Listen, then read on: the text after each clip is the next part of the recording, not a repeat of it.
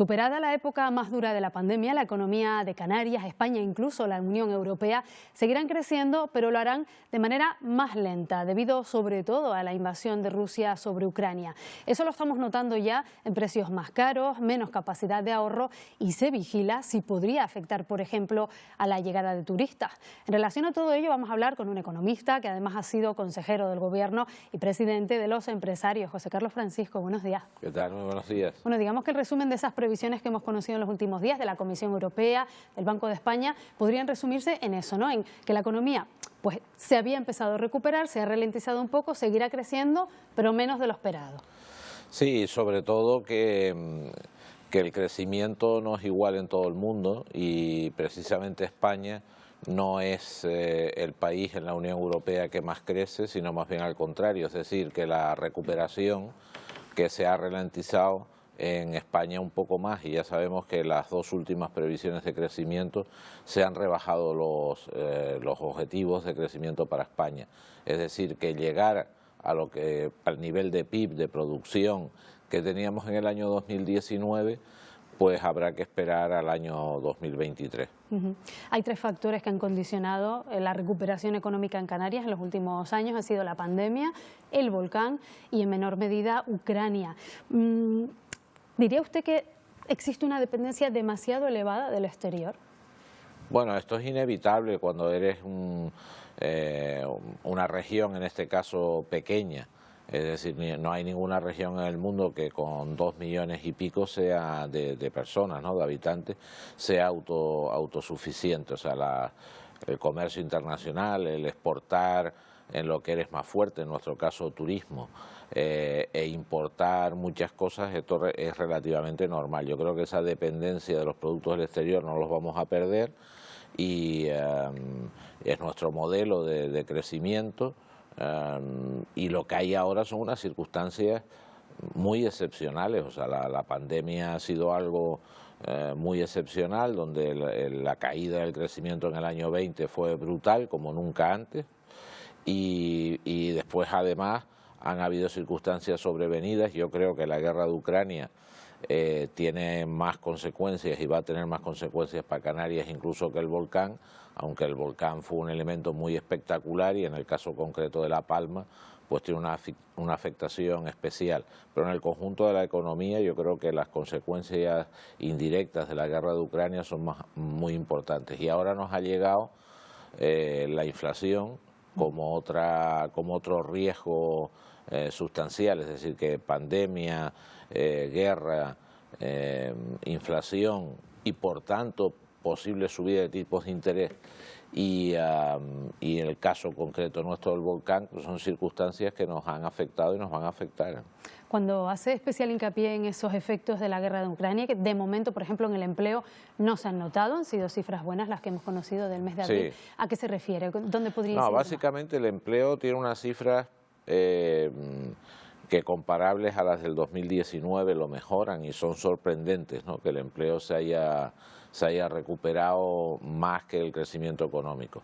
Pero esto esconde detrás una actitud de las administraciones públicas de miles y miles de contrataciones, no es tanto el sector privado, ¿no? Esto a largo plazo no es demasiado sostenible, pero en cualquier caso los datos son buenos, aunque detrás de eso ya digo que hay un sector público en todas las administraciones muy activo en la contratación en estos últimos años.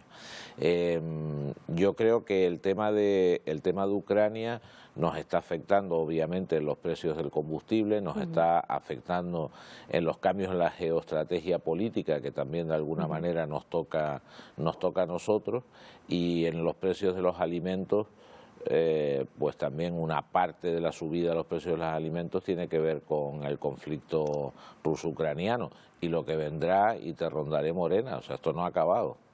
Aunque es difícil de cuantificar, hay momentos de crisis económica en los que la economía sumergida se dispara. ¿Cree usted que esto puede ocurrir en estos momentos? Por ahora yo creo que no. Nosotros no hemos detectado, claro, son todos indicadores indirectos, ¿no? Pero no hemos detectado un repunte claro de la economía sumergida.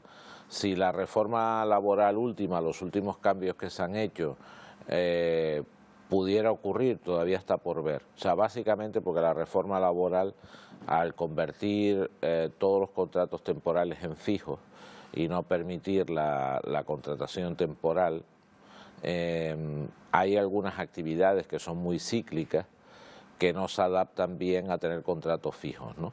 Y porque hay picos de demanda, ¿no? ¿Cuáles serían? Y pues todas, un restaurante, incluso un hotel ahora mayo, junio, pues son meses que ya sabemos que están muy por debajo. Un hotel a lo mejor con un fijo discontinuo lo puede salvar porque sabe que mayo, junio son meses más flojos, que tiene mejor demanda, a veces puede aprovechar para dar vacaciones y con ¿Ha sido partidario incluso en algunos momentos de cierres temporales de hoteles? Sí, bueno, en Canarias tiene cierta lógica que algunos hoteles cierren mayo, junio, por ejemplo, y por tanto tenga sus trabajadores como fijos discontinuos. Y cierren porque ahí aprovechas para dar las vacaciones, que en el caso, como sabe, del sector turístico son 45 días al año, porque trabajan fines de semana, etcétera, entonces hay 45 días, se aprovecha para hacer algunas reformas y obviamente a veces la cuenta de resultados mejora, no todos los hoteles, la mayoría en Canarias afortunadamente les interesa los 12 meses, pero esa es una posibilidad. Pero decía que hay muchas actividades donde el contrato por obra y servicio, que era muy interesante, es decir, hay gente que le contrata a hacer la reforma de Televisión Canaria, 6 meses de trabajo y necesitas 10 personas más para hacer la reforma, pero cuando acaba ese contrato a lo mejor no tienes otro y tienes a todo el personal fijo y después tú no tienes trabajo suficiente, ¿no? Es decir, ese tipo de actividades yo creo que pueden verse repercutidas, pero a la pregunta y al origen de la pregunta, la economía sumergida no tenemos ningún dato, ningún indicador de que haya repuntado. En su último libro, El gran problema, que tenemos aquí, usted ha puesto el foco en esa diferencia de la renta del PIB per cápita entre Canarias y la península.